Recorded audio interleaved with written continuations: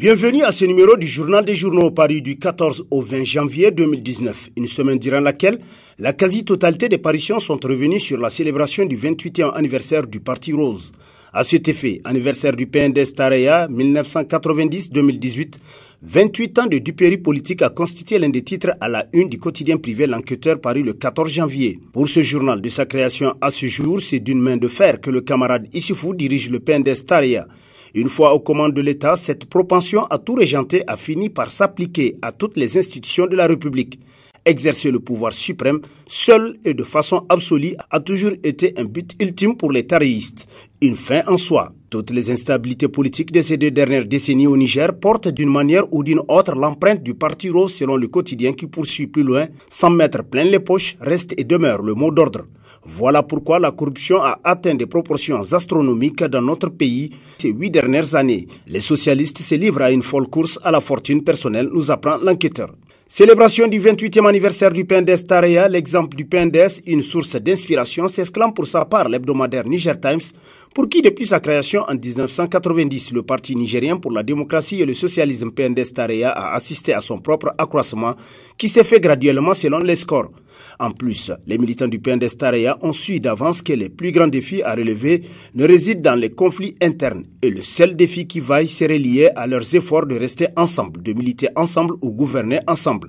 C'est pourquoi Albadé Abouba, président du MPR Jamhouria, pense que l'exemple du PNDS doit beaucoup servir et inspirer les petits partis politiques, selon l'hebdomadaire qui renchérit.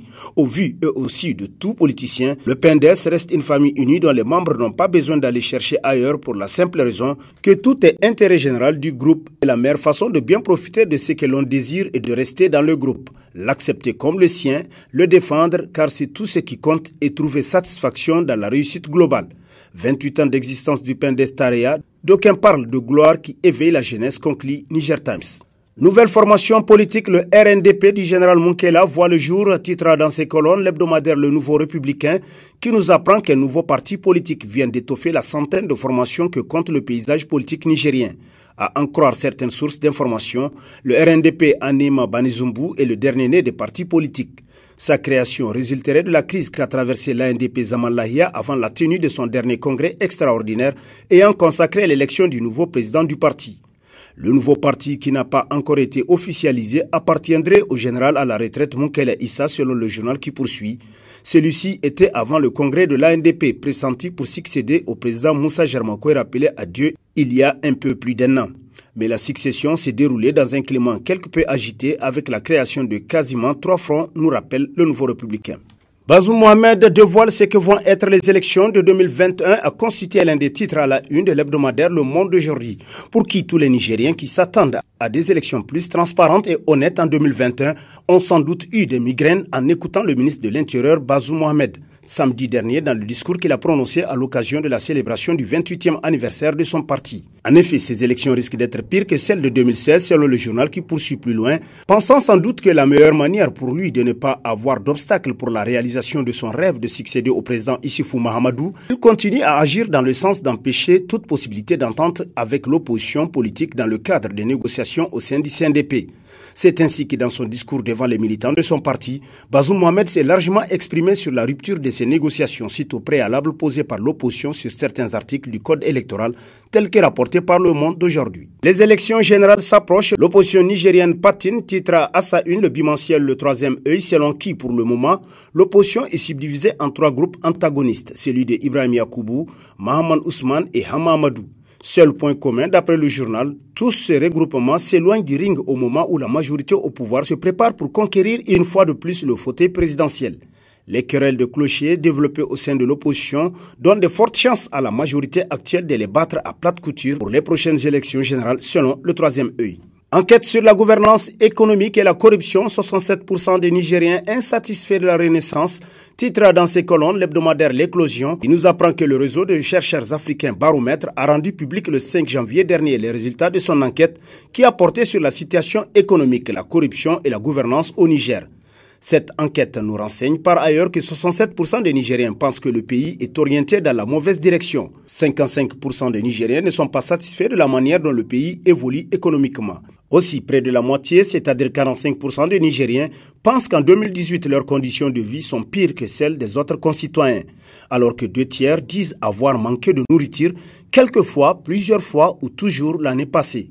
Cette enquête de Afrobaromètre a été réalisée en collaboration avec le laboratoire d'études et de recherche sur les dynamiques sociales et le développement local, l'ASDEL, nous apprend davantage l'éclosion. Hôtel présidentiel, une session d'hypothèque sur fond de scandale a constitué le principal titre à la une du bi-hebdomadaire L'événement, selon les sources duquel, pour lever des fonds devant lui permettre de réaliser le partenariat public-privé dans le cadre de la rénovation de l'aéroport international Diori Hamani de Niamey, la société Souma aurait fait main basse sur le titre foncier de l'infrastructure aéroportière pour lui servir de garantie.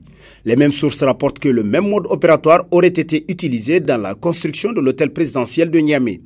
Pour ce cas précis, la société turque Souma aurait mis dans la balance le titre foncier qui fait environ 6 hectares et sur lequel sera érigé l'hôtel présidentiel pour lever des fonds dans le cadre de la construction d'une autre infrastructure d'environ 27 milliards en Côte d'Ivoire. Ce subterfuge unique de la société Souma ne peut se faire sans l'aval des Princes Roses qui sont plus obnubilés par leur prestige d'organiser le sommet UA 2019 que celui de préserver l'avenir des générations futures. À 2 ans de la fin de son règne, Issoufou et son clan ont posé des actes indécents et mafieux qu'aucun régime n'a osé faire de Diori à Tanja en passant par Kounché, Ali Chebou, Mohamed Ousmane, Baré Maïnassara.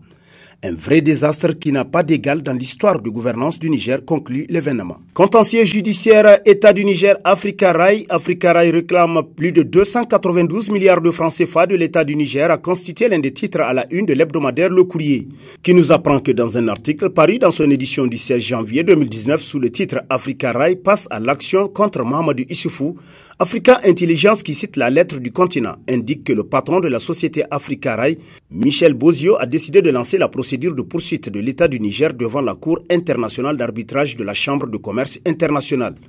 Le journal souligne que fin décembre, il a libéré les quelques 50 000 € exigés par cette juridiction pour constituer le dossier. Le lancement de cette procédure, poursuit le journal tel que rapporté par Le Courrier, intervient à la suite de l'épuisement de plusieurs médiations, dont celle de Mahamadou Sakho, actuel conseiller du président Mahamadou Issoufou.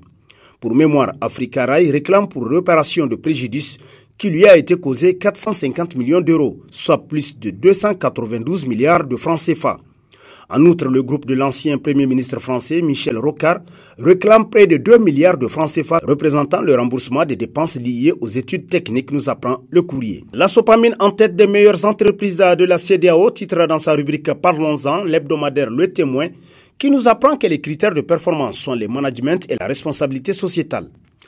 À la nomination de Amadou Zada à sa direction générale en 2013, la Sopamine était dans une situation financière précaire du fait de la baisse du prix de l'uranium dont la commercialisation était sa principale activité. Orientant les activités vers de nouveaux axes majeurs, dont entre autres la diversification des activités, le contrôle de l'exportation de l'or, des projets miniers à forte valeur ajoutée et faible intensité capitalistique et une offensive internationale, la nouvelle direction générale a fait souffler le vent de l'embellie au sein de la société. Et selon Confidentiel Afrique, qui a eu accès à un certain nombre de données, l'année 2019 s'annonce comme une année charnière et devra ouvrir une nouvelle ère dans l'optimisation des projets phares de la Sopamine, tel que rapporté par Le Témoin. À l'heure de l'appel du Premier ministre à l'assiduité et au bon rendement des fonctionnaires, un homme a plusieurs casquettes dans son cabinet. Titre dans ses colonnes l'hebdomadaire satirique Le Canard en furie, qui nous rappelle que le comité d'organisation du Dosso Soga était présidé par un ministre conseiller en la personne de Abouba Albadé, de même que celui de Maradi Kolia, présidé par Kalla Ankaraou. Nous pouvons aussi citer Tawasakola, présidé par le ministre conseiller Issoufou Katambe. La dernière fête de la République s'est tenue à Zender. Son comité d'organisation était présidé par le ministre conseiller Mansour Maman Hajdado. Alors, comment expliquer que l'organisation de Tilaberi Tchandalo échoua au directeur de cabinet du Premier ministre? Son travail au cabinet, qui consiste à centraliser et à traiter les différents dossiers de la République, ne va-t-il pas en pâtir? Va-t-il installer son état-major à Tilaberi ou bien va-t-il piloter Tchandalo à partir de son bureau au cabinet? Sont autant de questions que se pose le Canard en furie qui conclut « Wetansi ». Édifice public, bientôt le palais des congrès baptisé, titre dans ses colonnes l'hebdomadaire L'actualité, qui nous apprend qu'à l'instar du stade Général Kounché, du centre culturel Oumarou Ganda, du centre culturel Jean Rouge ou la maison de jeunes Dia de Sekou, le palais des congrès de Niamey portera incessamment le nom de l'ancien chef de l'État Ali Chebou. De sources concordantes, le processus qui est engagé depuis quelque temps est en passe de se concrétiser. En effet, le palais des congrès portera désormais le nom du général Ali Chebou. Ancien chef de l'État et ancien membre du CMS, le général Ali a marqué l'histoire contemporaine du pays. Les Nigériens retiennent de cet illustre chef d'État son entière implication pour l'avènement de la démocratie au Niger selon l'actualité.